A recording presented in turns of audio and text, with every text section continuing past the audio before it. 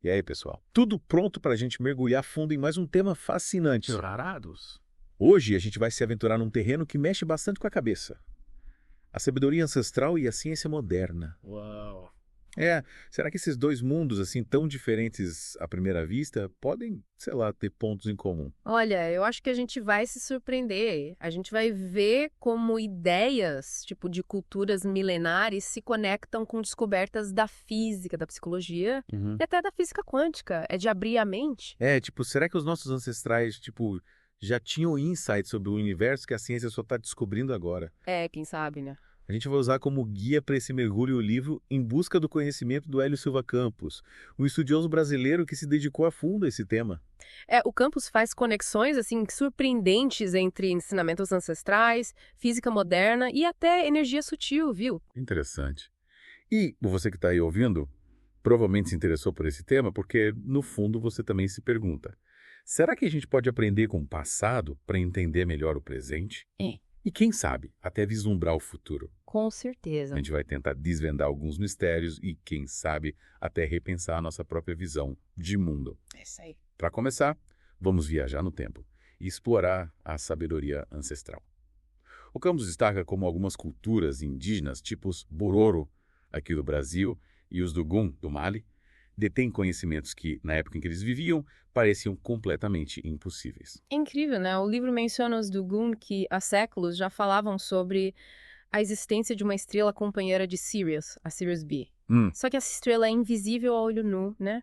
E só foi descoberta pela ciência moderna em 1862. Caramba! Como explicar isso? Será que eles tinham algum método de observação que a gente desconhece?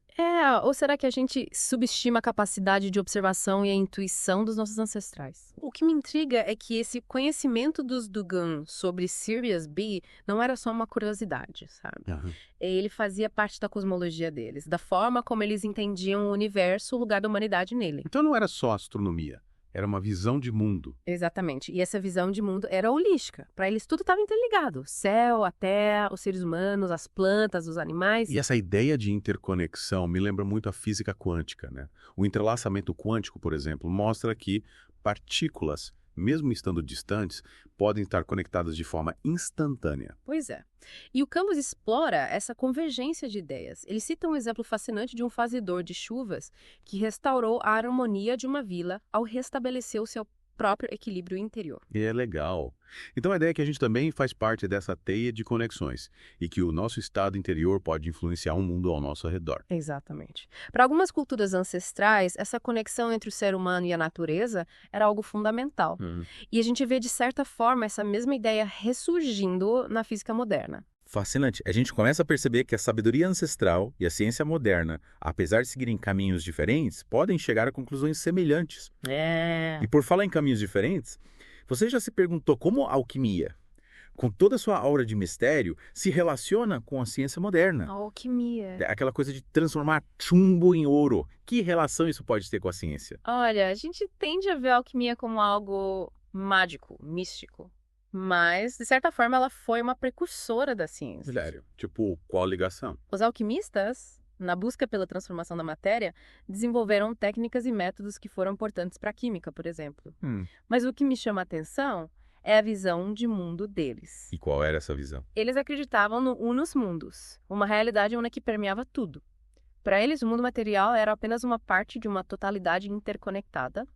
E essa ideia, de certa forma, ecoa em teorias modernas da física, como a busca por uma teoria unificada que explique todas as forças da natureza. Nossa, então os alquimistas lá atrás já estavam buscando essa teoria de tudo que a física moderna ainda procura. A gente pode dizer que a busca pela unificação do conhecimento é algo que sempre fascinou a humanidade, né? Essa eu não. E as fases da obra alquímica, a Negredo, a Albedo e a Rubedo, elas também têm alguma relação com a ciência moderna. Com Campos faz um paralelo interessante entre essas fases e o processo de desenvolvimento psicológico descrito por Carl Jung.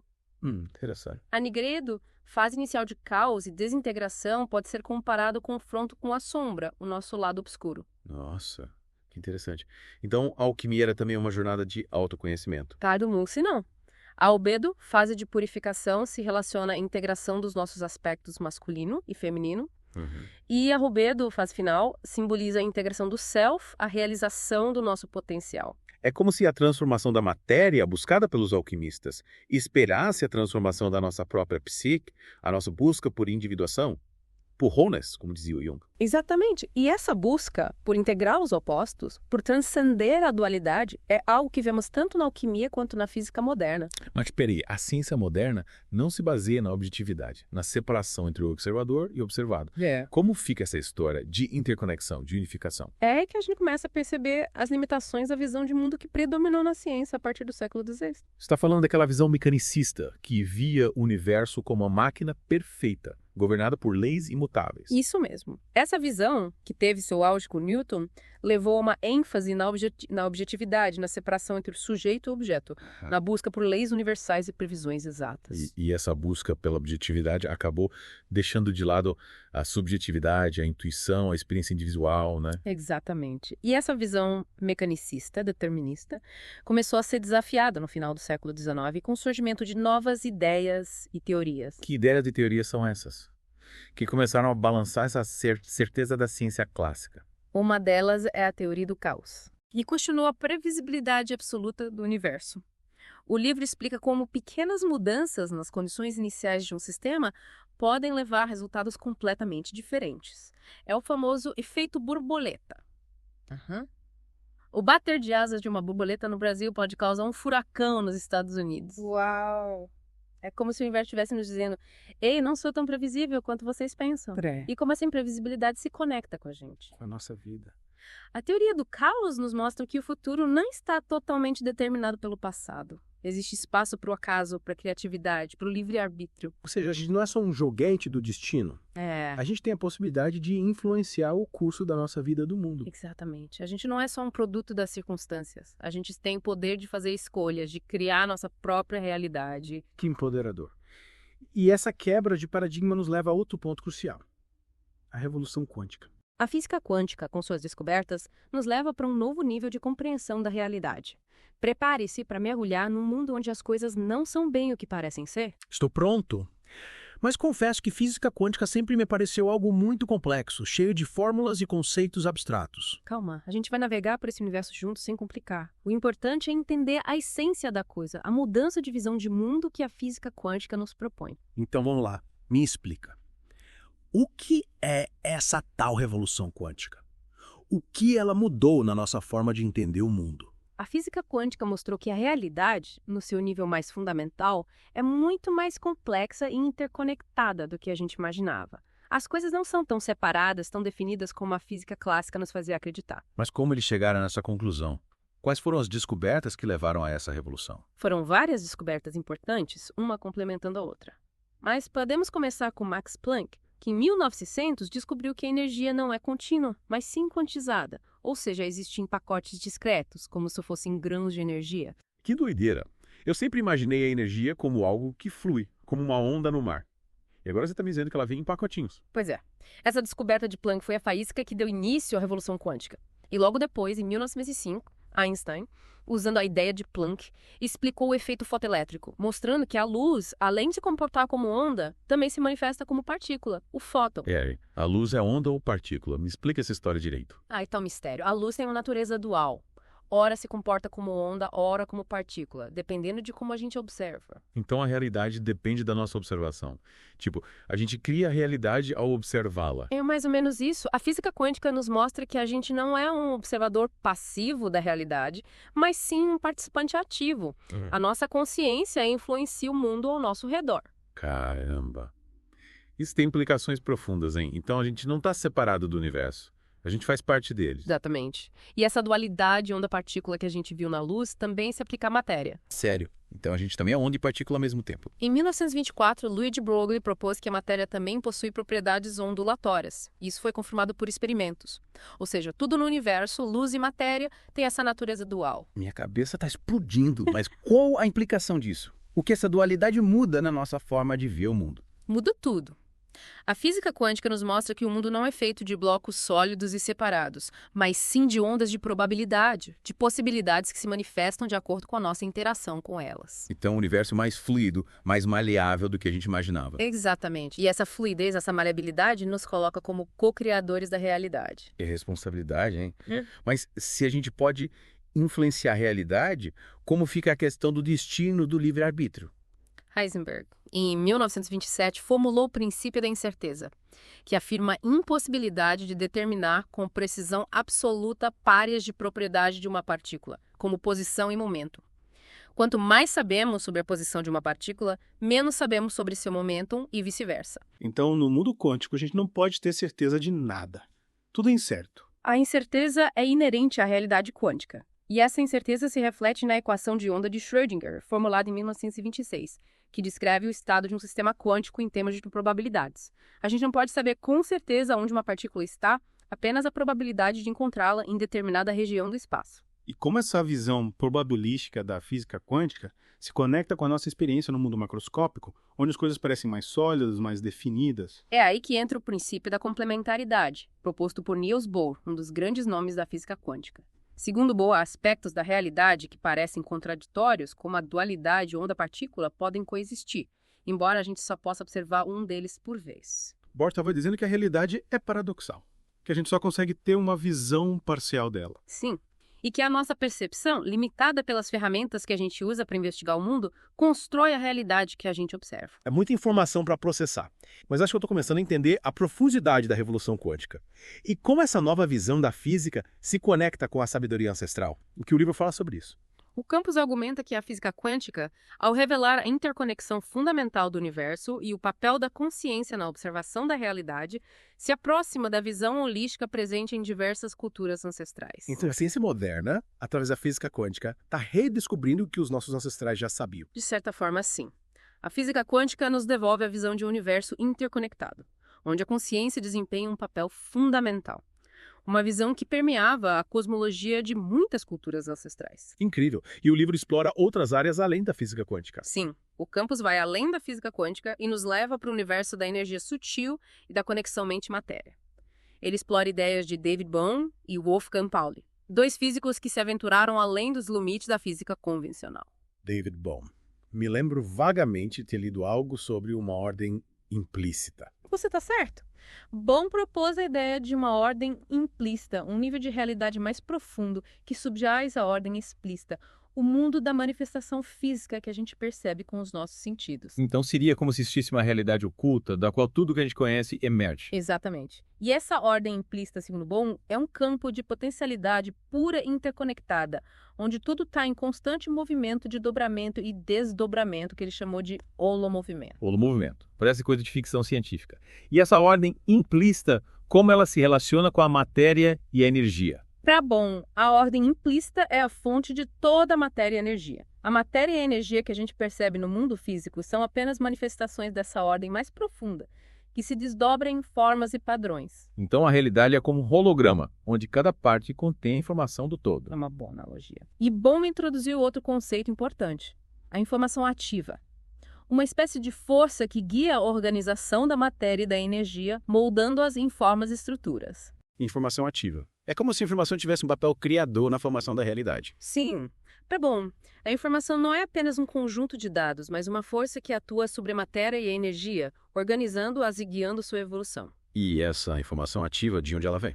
Da ordem implícita, é claro. A ordem implícita é o campo primordial de informação, que se manifesta na ordem explícita através da informação ativa. E essa informação ativa, ela também atua na mente humana. Com certeza. Bohm argumentava que a mente e a matéria não são entidades separadas, mas diferentes aspectos de uma mesma realidade, interconectadas pela ordem implícita e pela informação ativa. Então a mente também é uma manifestação da ordem implícita. E a informação ativa atua tanto na matéria quanto na mente, conectando as duas. Exatamente. Para Bohm, a mente e a matéria dançam juntas, coreografadas pela ordem implícita e pela informação ativa. Que fascinante. E Wolfgang Pauli, outro físico que você mencionou, o que ele descobriu sobre essa relação mente-matéria? Pauli, famoso por seu trabalho na física quântica, também se interessou pela relação entre a psique e a matéria. Influenciado por Jung, ele acreditava que a realidade era a psicofísica, ou seja, que a mente e a matéria estavam interligadas em um nível fundamental. E como ele explorou essa ideia de uma realidade psicofísica? Pauli se debruçou sobre a sincronicidade, um conceito junguiano que descreve a ocorrência de eventos acausais, coincidentes, que sugerem uma conexão significativa entre a psique e o mundo material. Tipo, quando a gente pensa em alguém, as pessoas nos ligam no mesmo instante. Exatamente. Jung descrevia a sincronicidade como coincidências significativas, que desafiam a lógica da causalidade linear. Para ele, esses eventos sugeriam a existência de um nível de realidade onde a mente e a matéria estão interconectadas de forma acausal. E o que Pauli acrescentou a essa ideia de Jung? Pauli, com sua expertise em física quântica, buscou uma base científica para a sincronicidade. Ele propôs que a sincronicidade era uma manifestação da ordem implícita de Born, um nível de realidade onde as leis da física quântica se entrelaçam com os arquétipos, os padrões universais de energia e informação presentes no inconsciente coletivo, segundo Jung. Nossa, então para Pauli a sincronicidade era uma ponte entre a física quântica e a psicologia junguiana. Sim, ele via a sincronicidade como evidência de que a mente e a matéria não estão separadas, mas interconectadas por um nível mais profundo de realidade. É muita coisa para digerir. Acho que a gente precisa de um tempinho para processar todas as ideias. Concordo. Voltamos em breve para continuar nossa exploração da intersecção entre a sabedoria ancestral e a ciência moderna. E aí, de volta para a segunda parte do nosso mergulho, hein? Nossa, quanta coisa, né? Essa sincronicidade me deixou, pensando.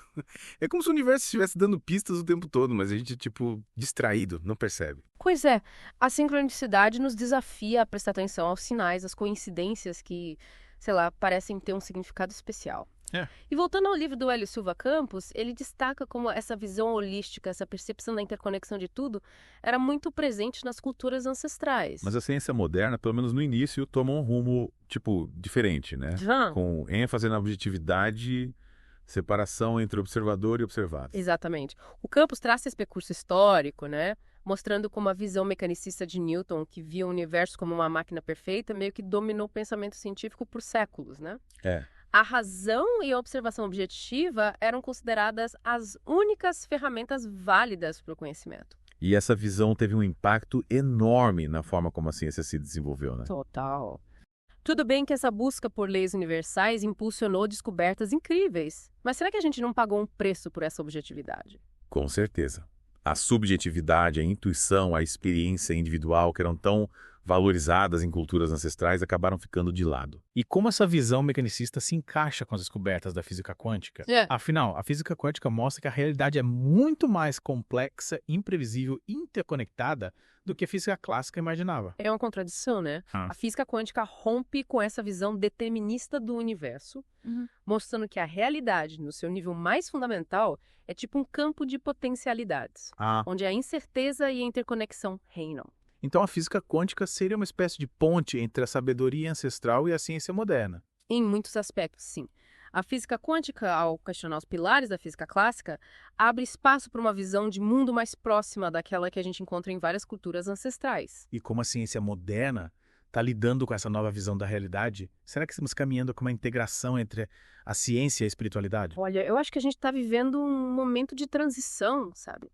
De reavaliação de paradigmas. A ciência está se abrindo para novas formas de conhecimento, para a interdisciplinaridade, para o diálogo com outras culturas e saberes. Então, a gente pode dizer que a ciência está redescobrindo a sabedoria ancestral.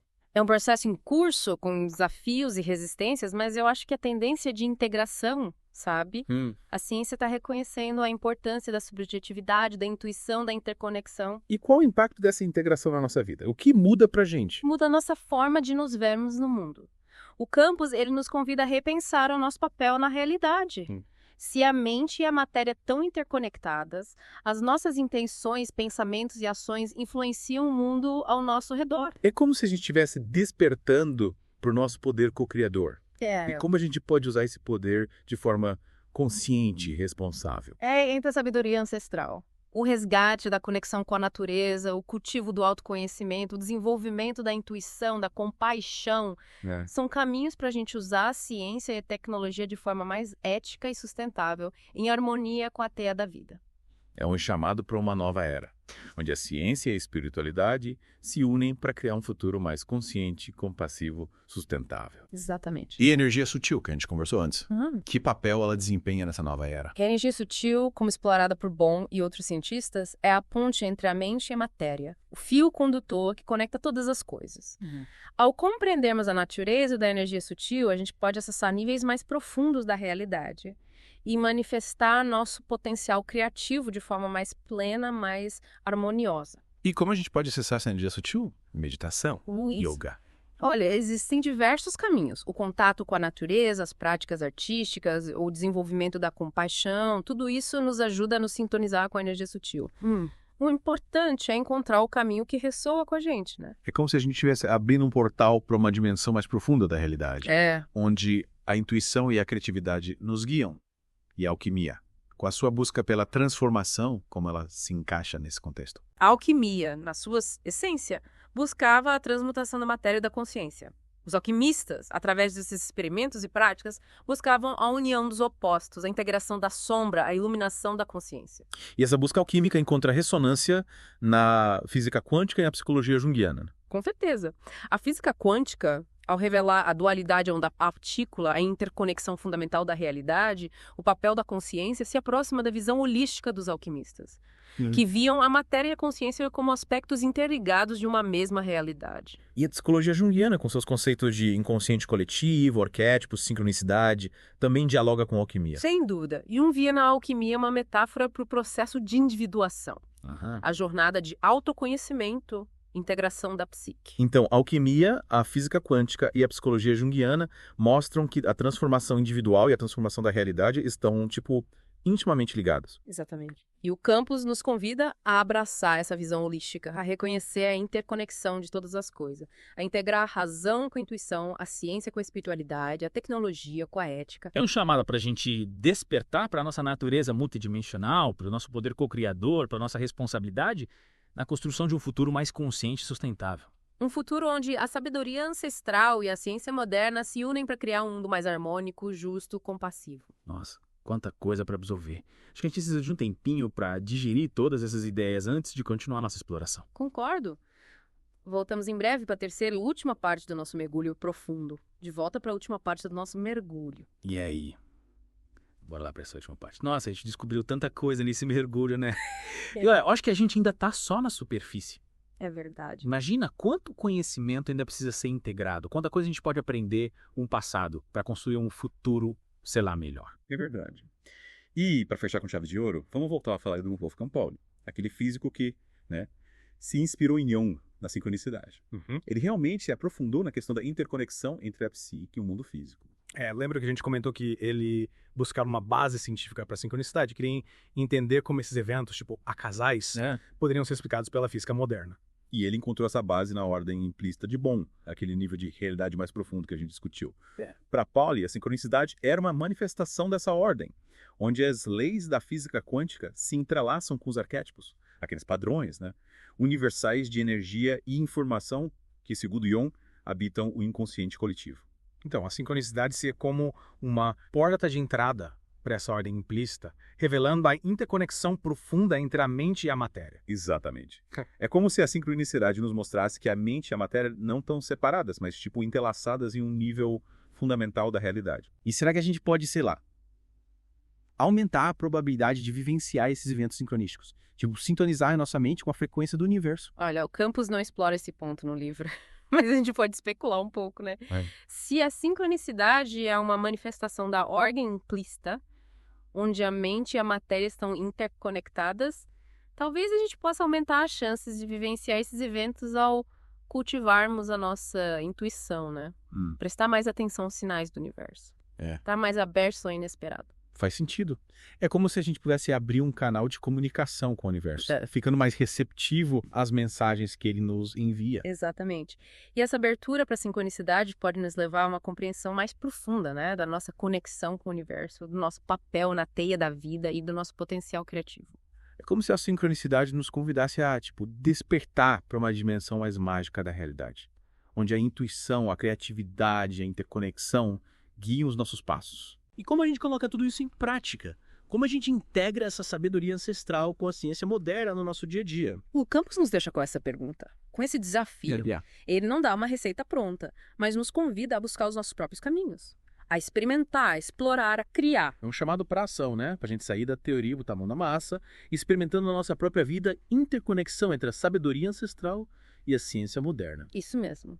E essa experimentação pode se dar de diversas formas. Através da meditação, do yoga, do contato com a natureza, das práticas artísticas, do cultivo da intuição, do desenvolvimento da compaixão. O importante é encontrar o que ressoa com a nossa alma.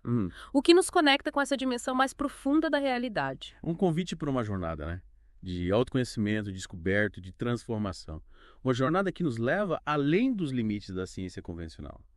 Por reino da sincronicidade, da energia sutil, da ordem implícita, e que nos convida a construir um futuro mais consciente, mais compassivo, mais sustentável. Um futuro onde a humanidade se reconcilia com a natureza, com o universo e consigo mesmo. É isso. Chegamos ao fim do nosso mergulho profundo, mas a conversa continua.